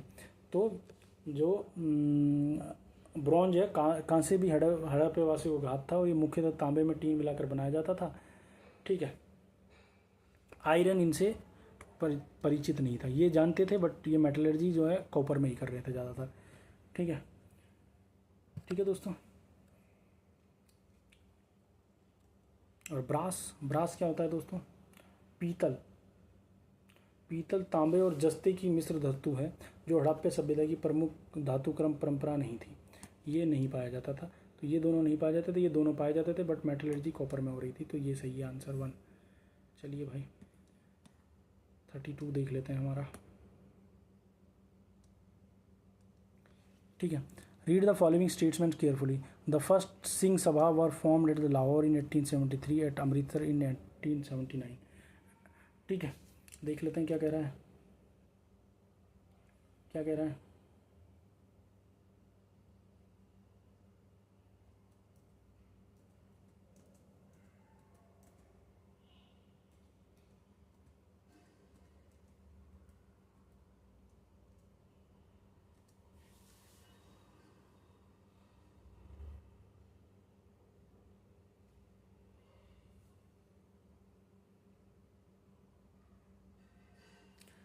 ठीक है। तो दोस्तों ये सही है, पहला हमारा स्टेटमेंट सही है, हमने ये पढ़ा था। क्या कह रहा है? पहली सिंह सभा की स्थापना लाहौर में 1873 में और अमृतसर में 1869 में हुई, ये सही है। 79 में हुई, ये सही है। इन सभाओं ने सिख धर्म को अंधविश्वास, जातीय भेदभाव और ऐसे आचरण जिन्हें गैर सिख समझते थे उन्हें मुक्त कराने का प्रयास किया, ये भी सही है। तो दोनों ही स्टेटमेंट सही है दोस्तों, दोनों ही स्टेटमेंट सही हैं दोस्तों, ठीक है। बता देता हूँ, सिंह सभा एक रिफॉर्म ऑर्गेनाइजेशन थी जो कि लाहौर में 1873 और उसके बाद में 1879 में जो है अमृतसर में बनी। ये जो है सिख धर्म को मजबूत करने के लिए बनी थी और रिलीजियस आइडेंटिटी और रिफॉर्म प्रैक्टिसेस को पे इन्होंने ध्यान दिया था दोस्तों, ठीक है। तो इसका जो मकसद था, सिंह सभा का मकसद था वो सिख समुदाय में रिफॉर्म करना और religious prices by opposing superstitions, caste and distinctions. तो ये दोनों ही सही है, यानी कि इसका आंसर जो हमारा हो जाएगा both an A and B are true हो जाएगा इसका, ठीक है। ठीक है भाई, फिर मसूलीपट्टनम ये रहा। In the 7th century the town of Masulipatnam was centre of intense activity and is laid on the delta of the, कौन सी यार, ये तो बहुत आसान वो है, कृष्णा ढूंढ लो, कृष्णा नदी के डेल्टा पे थे। मसूलीपट्टनम जो है एक इम्पोर्टेंट 17th century का जो है कमर्शियल हब था, ठीक है। और जो ये है कृष्णा नदी के नीवर पे था, ठीक है। कावेरी की अगर बात कर ले तो कावेरी जो है ना फेमस डेल्टा बनाती है कहाँ पे? तमिलनाडु में। और ये 2-3 उससे जुड़ी हुई है, जैसे कि एक तो तंजावुर आप लोगों ने सबने पढ़ा होगा, ठीक है। तंजावुर और एक कावेरीपट्टनम ये कमर्शियल सेंटर के अगर पूछे जाते तो ये कावेरी नदी के डेल्टा पे थे। गोदावरी नदी के डेल्टा पे क्या अगर मैं बात कर लूँ, गोदावरी की बात कर लूँ, ये आंध्रा में अपना डेल्टा बनाती हैं। अरे ससुर रुक जा, इरिटेट कर रहा है, ठीक है। ये आंध्र प्रदेश में मिलती है, एपी में मिलता है, और कहाँ पे वो बनाता है, ठीक है। ये आंध्र प्रदेश में मिल रहा है।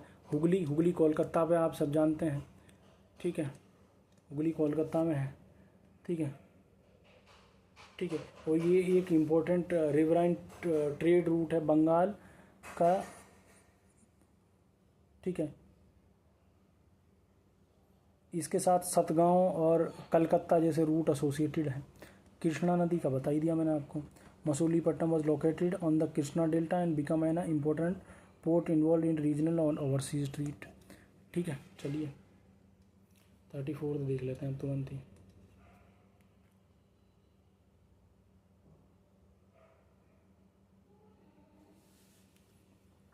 हिरण्यगर्भ्या का है भाई, ये एक रिचुअल है। तो फर्स्ट का 2 हो गया।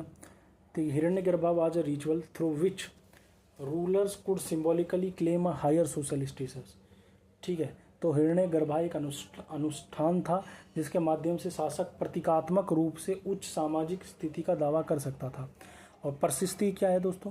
प्रशस्ति क्या है? प्रशस्ति शासकों की उपलब्धियां और गुणों का वर्णन करने वाली प्रशंसनात्मक अभिलेख होते हैं। ठीक है, तो राइटिंग स्टाइल है क्या, इंस्क्रिप्शन है क्या, गेटवे है क्या? तो ये राइटिंग स्टाइल हो जाएगा भाई। ठीक है, सॉरी, ये इंस्क्रिप्शन हो जाएगा दोस्तों। तो ये इंस्क्रिप्शन हो जाएगा, ये रहा बी का 1। ठीक है, और पिस्ताग क्या है? पिस्ताग एक गेटवे है दोस्तों, पिस्ताग एक गेटवे है। पिस्ताग इंडो इस्लामिक स्थापत्य में दिखाई देने वाले बड़ा अलंकृत मेहराबी प्रवेश द्वार है। और नस्तलिक क्या है? नस्तलिक है राइटिंग स्टाइल, इसीलिए अगर नस्तलिक ना होता तो फिर प्रशस्ति को भी इसमें रख सकते थे हम। ठीक है, नस्तलिक फारसी की विशिष्ट लेखन सुलेख शैली है जिसका पांडुलिपियों में व्यापक प्रयोग हुआ है दोस्तों। चलो क्लासिकल डांस फॉर्म पे आ जाते हैं फिर। Which of the following dance forms were recognized as a classical forms of dance after the India's independence? चलिए बताइए भाई, बताइए भाई। बिहू है क्या? बिहू, बिल्कुल बिहू असम की एक ट्रेडिशनल डांस फॉर्म है। ठीक है, बिहू असम का एक ट्रेडिशनल डांस फॉर्म है। ठीक है, जो कि बिहू फेस्टिवल के साथ मनाया जाता है। ठीक है, बट ये जो हैं क्लासिकल फॉर्म ऑफ डांस के तौर पे इंडिया का इंडिपेंडेंस के बाद में जो लिस्ट की बनी उसमें नहीं है। ये फोक डांस है, क्लासिकल में नहीं आता है। चलिए, तो ये यहीं पे गलत हो गया।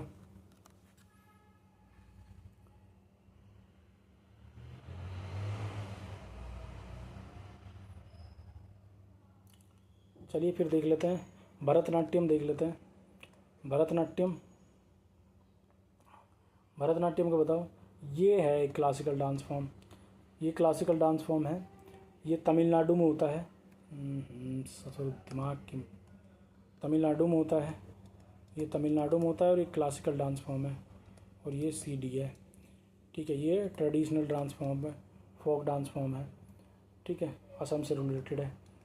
ठीक है, कथक भी ट्रेडिशनल क्लासिकल डांस फॉर्म है। और ये कहाँ से जुड़ा हुआ है? ये यूपी से जुड़ा हुआ है दोस्तों। ठीक है,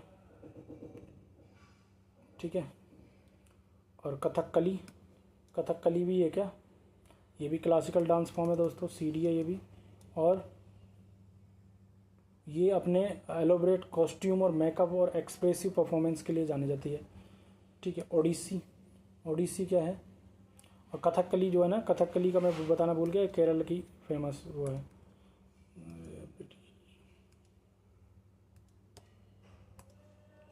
कथकली केरल का फेमस डांस फॉर्म है। उड़ीसी बताओ, ये भी क्लासिकल डांस फॉर्म है दोस्तों, ये भी सीडी है। ठीक है, ठीक है, और ये कहाँ से है? ये उड़ीसा से है दोस्तों, उड़ीसा से है। Strong historical links to temple and devotional traditions. Manipuri क्या है? मणिपुरी भी क्लासिकल डांस फॉर्म है जो कि कहाँ से है? मणिपुर से है दोस्तों। ठीक है, ये वैष्णव डिवोशनल ट्रेडिशन से है। चलिए अब देख लेते हैं। तो भरतनाट्यम है, कथक है, कथकली है, उड़ीसी है, कुचिपुड़ी है क्या? हाँ बिल्कुल, कुचिपुड़ी भी है, ये आंध्र प्रदेश से है। ये एपी का क्लासिकल डांस है। एंड मणिपुरी, तो ये 3 भी है क्या?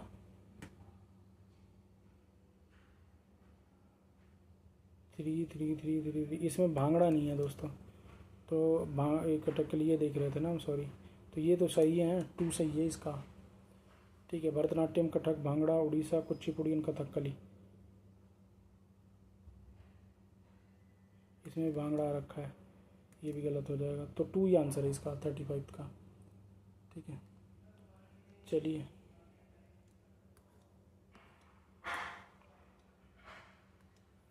चलिए देख लेते हैं। Consider the following statement about the मनसबदारी system. मनसबदारी system से रिलेटेड कुछ स्टेटमेंट दिए हुए हैं, वो देखने हैं आप लोगों को। चलिए, the term mansabdar refers to an individual who held a position.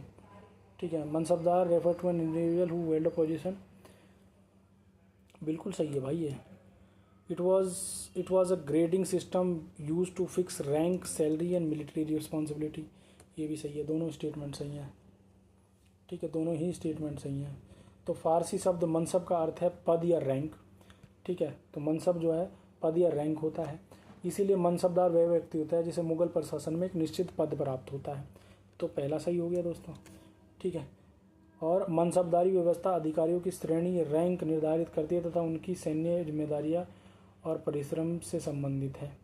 तो ढूंढ लेते हैं both and B are true, तो ये सही है इसका। ठीक है, 37 पे आ जाते हैं तुरंत प्रभाव से। What was the name of revenue system which was introduced by Todarmal. बताओ भाई, क्या इक्ता था, क्या इक्तदारी था, क्या इक्तदारी था? इक्तदारी व्यवस्था में अधिकारियों को किसी क्षेत्र में राजस्व वसूलने का अधिकार दिया जाता था। यह दिल्ली सल्तनत में विशेष रूप से जुड़ी हुई थी। तो टोडरमल तो मुगल के समय में आ रहे हैं, तो ये नहीं हो सकती। जब्ती सिस्टम था क्या? बिल्कुल जब्ती सिस्टम था, ये सही है। कैसे था? जब्ती सिस्टम मुगल काल की व्यवस्था थी। ठीक है, ये सही है। भू राजस्व व्यवस्था थी जो अकबर के शासन और राजा टोडरमल के राजस्व सुधारों से जुड़ी हुई है। जागीर क्या होती है दोस्तों? जागीर क्या होती है?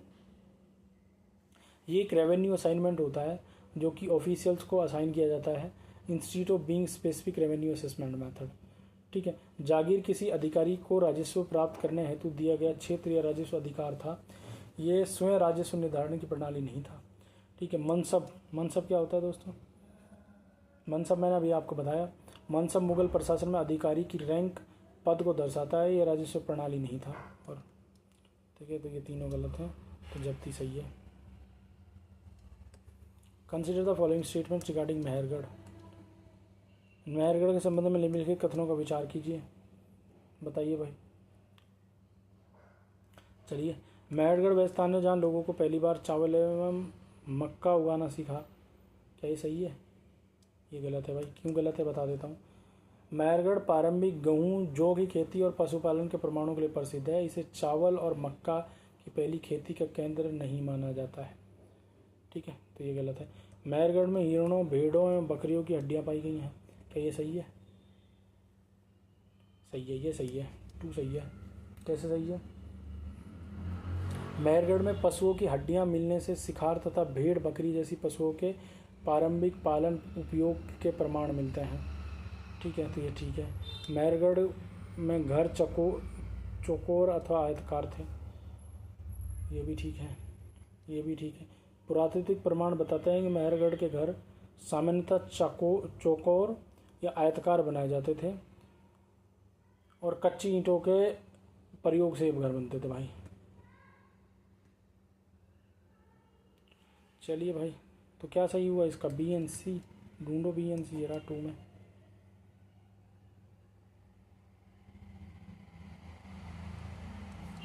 चलिए आ जाते हैं। By the early 20th century Indian women were working for reforms in dash. 20वीं सदी के आरंभ में भारतीय महिलाएं डैश में सुधार हेतु काम कर रही थी। बताओ क्या है वो? चलिए करके देख लेते हैं। विधवा पुनर्विवाह बिल्कुल, महिला मताधिकार बिल्कुल, बेहतर स्वास्थ्य सुविधाएं बिल्कुल। तो ABC तीनों ही सही है इसका, तो 4th सही आंसर हो जाएगा। ठीक है, सुधारकों और महिला कार्यपालिकाओं ने विधवाओं को सामाजिक स्थिति सुधारने तथा कठोर सामाजिक प्रथाओं को चुनौती देने के लिए विधवा पुनर्विवाह का समर्थन किया। ठीक है, भारतीय महिलाओं ने राजनीतिक अधिकार, विशेषकर मताधिकार और सार्वजनिक राजनीतिक भागीदारी की मांग की। बेटर हेल्थ केयर, महिलाएं सुधार आंदोलन में महिलाओं के। ठीक है यार, तीनों ही सही हैं, बता ही चुका। Who compose the following Marathi devotional hymns. बताइए भाई।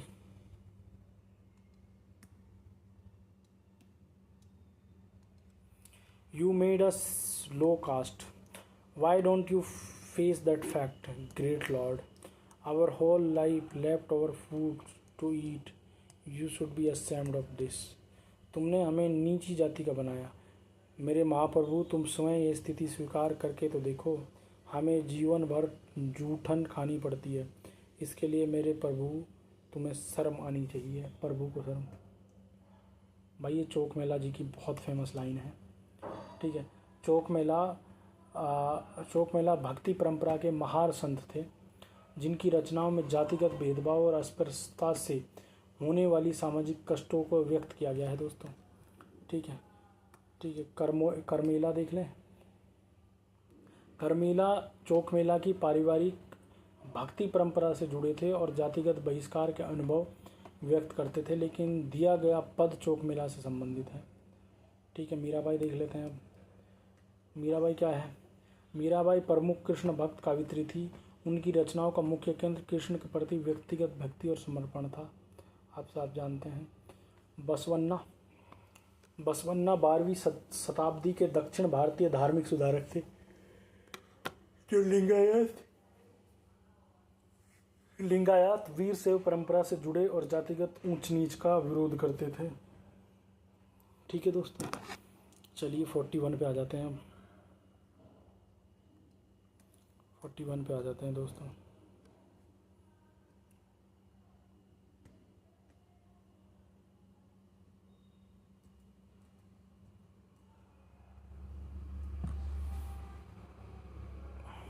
Consider the following statements on challenging the caste system. ठीक है। जाति प्रथा को चुनौती के संदर्भ में निम्नलिखित कथनों पर विचार कीजिए। Raja Ram Mohan Roy translated an old Buddhist text that was critical of caste. The Prarthana Samaj adhered to the tradition of bhakti that believed in a spiritual equality of all caste। ठीक है। Paramahansa Mandali was founded. ठीक है। Paramahansa Mandali was founded in 1860 to work for the abolition of the caste. क्या ये सही है? ये भी गलत है। क्यों? परमहंस मंडली पहली बात तो 1840 में बनी। ठीक है। परमहंस मंडली एंटी कास्ट रिफॉर्म पे काम बात कर रही थी, बट वो जो है 1840 में बनी, ना कि 1860 में।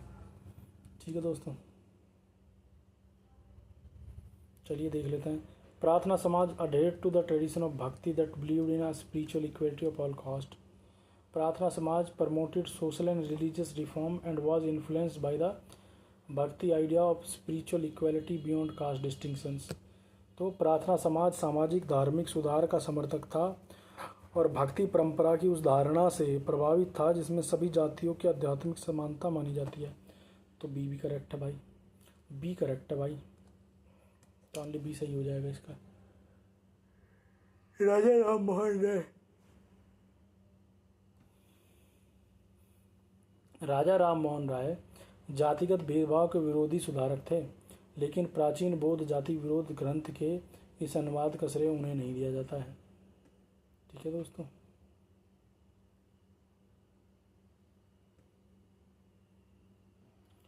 चलिए आगे बढ़ जाते हैं।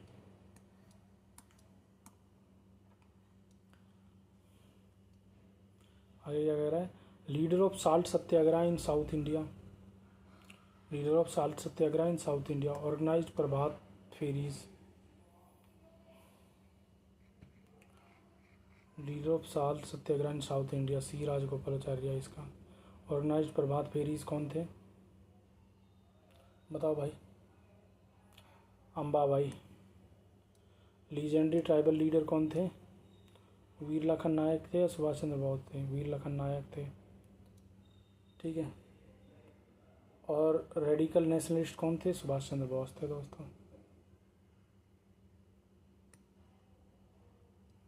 तो सही आंसर कौन सा हो गया फिर इसका?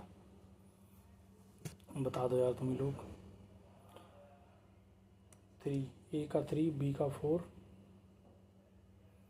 ठीक है। ठीक है भाई।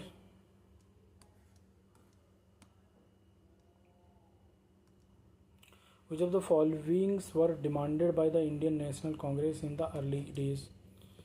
ठीक है, इनमें से कौन सा कांग्रेस के द्वारा डिमांडेड नहीं था या डिमांडेड है? बताओ भाई।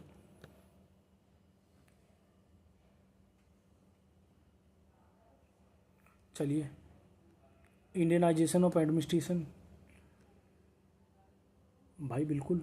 प्रारंभिक कांग्रेसी नेताओं ने प्रशासन तथा उच्च सरकारी सेवाओं में भारतीयों को अधिक भागीदारी की मांग की, सही है ये, ठीक है। ठीक है, separation of the judiciary from the executive, ये भी सही है, ठीक है, ये भी सही। कांग्रेस ने प्रशासन में निष्पक्ष और न्यायिक स्वतंत्रता के लिए न्यायपालिका को कार्यपालिका से अलग करने की मांग की, ठीक है। Civil service examination to be held in many Indian cities, ठीक है। तो प्रारंभिक राष्ट्रवादियों ने सिविल सेवा परीक्षा भारत में आयोजित करने की मांग की ताकि भारतीय अभ्यर्थियों को अधिक अवसर मिल सकें, तो ये भी सही है। पूर्ण स्वराज की मांग नहीं की थी भाई, ये गलत है। पूर्ण स्वराज की नहीं मांग की थी। पूर्ण स्वराज की मांग कब करते हैं ये लोग? जब लाहौर अधिवेशन होता है 1929 में। और अर्ली कांग्रेसीज कब तक हैं? 1885 से 1905 तक ही हैं बस अर्ली कांग्रेस, ठीक है, ठीक है। इसको अर्ली कांग्रेस या मॉडर्न क्या कहते हैं उनको, नरम दल कहते हैं। तो पूर्ण स्वराज की मांग कब हो रही है? लाहौर सेशन 1929 में। कब? लाहौर सेशन 1929 में पूर्ण स्वराज की मांग करी गई, ठीक है दोस्तों। तो ABC रख लो, ये है, D गलत है क्योंकि 44 देख लेते हैं थोड़ा सा। Match the list 1 to 2। State list में क्या आता है?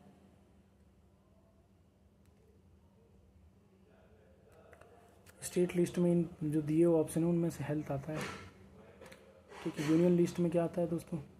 यूनियन लिस्ट में टैक्सेस आते हैं और कॉन्करेंट लिस्ट में एजुकेशन आता है दोस्तों। तो ढूंढ लो इसका सही जवाब अब, ढूंढ लो सही जवाब इसका।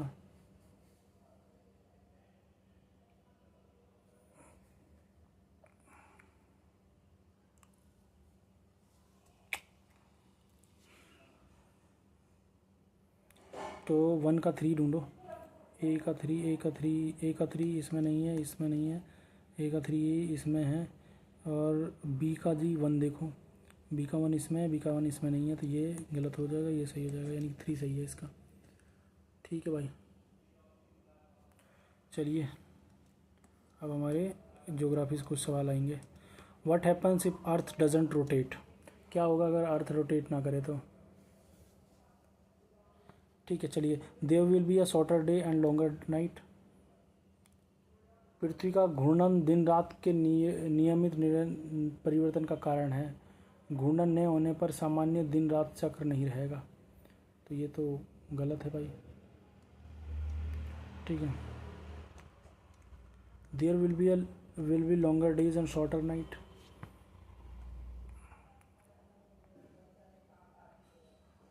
ठीक है, घूर्णन न होने पर केवल दिन बड़ा और रात छोटी नहीं होगी, एक भाग लगातार सूर्य की ओर और दूसरा भाग अंधकार में रहेगा, ठीक है, तो ये भी गलत हो गया। There will be a rapid change in the seasons, क्या ये सही है? सीजन्स जो है ना, ऋतुओं का मुख्य कारण पृथ्वी की सूर्य की के चारों ओर परिक्रमा और अक्ष का झुकाव है, दैनिक घूर्णन नहीं, ठीक है, तो ये भी गलत है। Life would not have been possible on the earth, ये सही है भाई, ठीक है। Without rotation, extreme and permanent heating and cooling between the illuminated and dark sides would create a highly costly conditions. चलिए ठीक है भाई।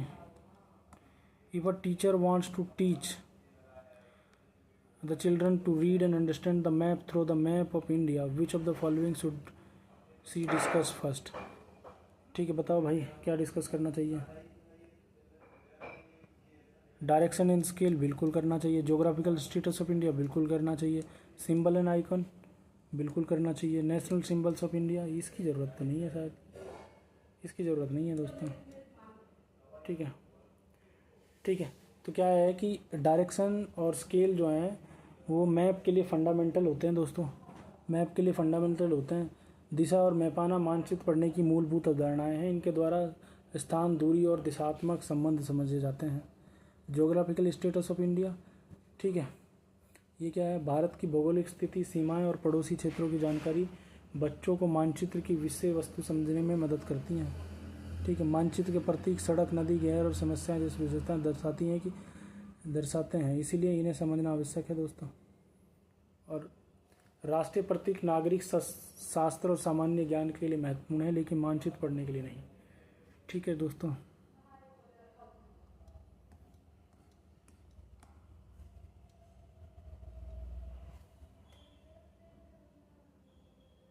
चलिए देख लेते हैं। भारत में केंद्रीय सरकार के कार्यालय खुलने का समय है। ये दोनों क्वेश्चन नंबर 46 और 47 एकदम फेवरेट है, हर उसमें आता है पेपर में, सीटेट।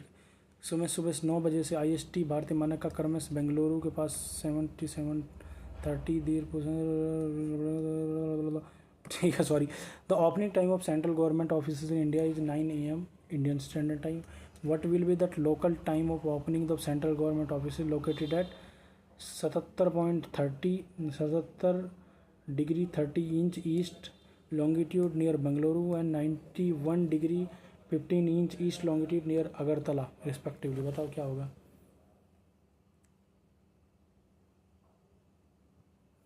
देखो भाई, चलो समझा देता हूँ आज इसको पूरा। तो अर्थ 24 घंटे में कितना रोटेट करता है? 24 घंटे में 24 आवर्स में कितना रोटेट करता है? 360 डिग्री। तो एक लैटिट्यूड लॉन्गिट्यूड कितना हुआ? एक लॉन्गिट्यूड हुआ 4 डिग्री। कैसे हुआ यार? डिवाइड कर लो इसको, ठीक है, 24 से। ठीक है, तो अगर देखते हैं हम बंगलोर में, अगर 77 डिग्री 30 इंच है, 77 डिग्री 30 इंच है, इसका मतलब क्या होगा? बेंगलुरु जी इज़ 5 डिग्री वेस्ट। ठीक है, तो ये 5 डिग्री वेस्ट की तरफ हो गया। और वेस्ट की तरफ क्या होता है? तो वेस्ट की तरफ क्या होता है? जैसे ही इस तरफ जाएंगे तो टाइम बढ़ेगा दोस्तों, और इस तरफ आएंगे तो टाइम घटेगा।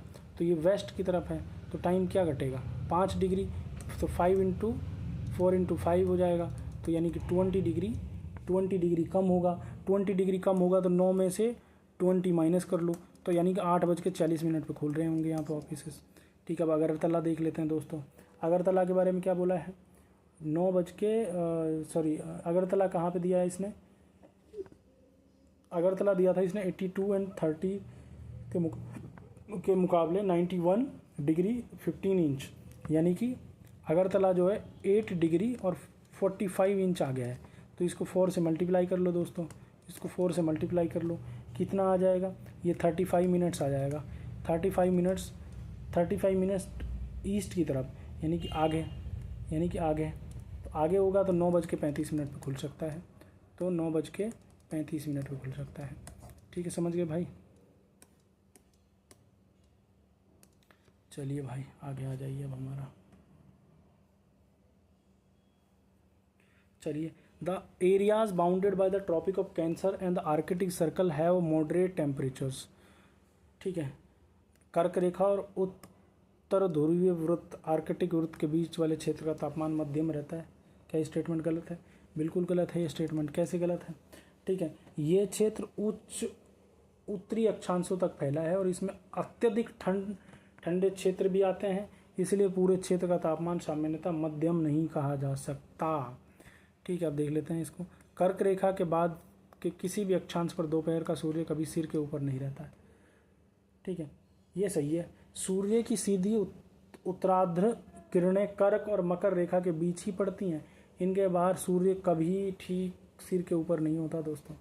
ठीक है, तो the sun's direct overhead rays are confined between the Tropic of Cancer and Tropic of Capricorn. ठीक है, इससे ज़्यादा कहीं नहीं होता। तो BR सही है ओनली, तो R सही है ओनली। ए असत्य और R सत्य है, यानी 4th सही है हमारा। ठीक है दोस्तों, यानी 4th हमारा सही हो जाएगा। ठीक है,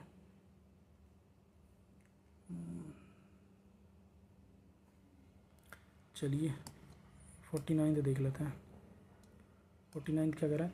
which type of rural settlement is mostly found in hilly tracts, thick forest and regions of extreme climate. किस प्रकार की ग्रामीण बस्तियां मुख्यतः पहाड़ी क्षेत्रों, घने जंगलों, चरम जलवायु वाले क्षेत्रों में पाई जाती हैं? ठीक है, compact settlements have houses closely grouped together and are common where physical and social conditions favour concentration. ठीक है, तो किस प्रकार की ग्रामीण बस्तियां मुख्यतः पहाड़ी क्षेत्रों, घने जंगल और चरम जलवायु वाले क्षेत्रों में तो भाई स्केटर्ड ही मिलेगा। तो 3 है इसका आंसर, यानी कि प्रकीर्ण। प्रकीर्ण, ठीक है। चलिए बता देते हैं। कॉम्पैक्ट कहाँ मिलता है? सघन बस्तियों में घर एक दूसरे के बहुत पास होते हैं और ऐसी बस्तियाँ उन क्षेत्रों में मिलती हैं जहाँ बसावट का संकेंद्रीकरण अनुकूल हो। तो जहाँ पे अनुकूल हो तो ये गलत हो जाएगा। न्यूक्लिएटेड, ये क्या है? न्यूक्लिएटेड सेटलमेंट्स वहीं मिलती हैं जहाँ पे सेंट्रल पॉइंट क्या होता है? वाटर सोर्सेज और मार्केट और ट्रांसपोर्ट सेंटर होते हैं। केंद्रित बस्तियाँ किसी जल स्रोत, बाजार और परिवहन केंद्र जैसे मुख्य बिंदु के आसपास विकसित होती हैं। स्किटर्ड क्या होती हैं? ये वह होती हैं प्राकीर्ण बस्तियाँ में घर एक दूसरे से दूर होते हैं और ये पहाड़ी, घने तथा कठिन जलवायु वाले क्षेत्रों में अधिक पाए जाते हैं। लीनियर क्या होती है दोस्तों? Linear settlement develop in a line along roads, river, valley, canal और अदर एलोंगेटेड फिजिकल फीचर्स। रेखीय बस्तियाँ सड़क, नदी, घाटी या नहर जैसी लंबी भौगोलिक परिवहन सुविधाओं के साथ रेखा के रूप में विकसित होती हैं दोस्तों। चलिए अब हमारा 50th क्वेश्चन, चलिए देख लेते हैं 50th क्वेश्चन।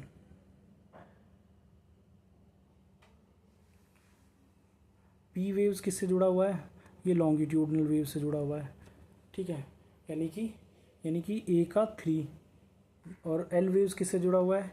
एल वेव्स यानी सरफेस वेव्स, यानी कि बी का 3। एस वेव्स किससे जुड़ा हुआ है? यानी कि ट्रांसवर्स से जुड़ा हुआ है। तो देख लो भाई, ए का 3 ढूंढो। ए का 3 2 में, इसमें नहीं है, इसमें नहीं है, ठीक है। और बी का क्या ढूंढा है? बी का, सॉरी, ए का क्या था? 2 था भाई। ए का 2, तो ये गलत है। ये ए का 2, ए का 2, ए का 2, ए का 2 यहाँ पे ही है। तो 3 आंसर है ना भाई इसका। ए का 2 एक ही जगह दे रखा है, ठीक है।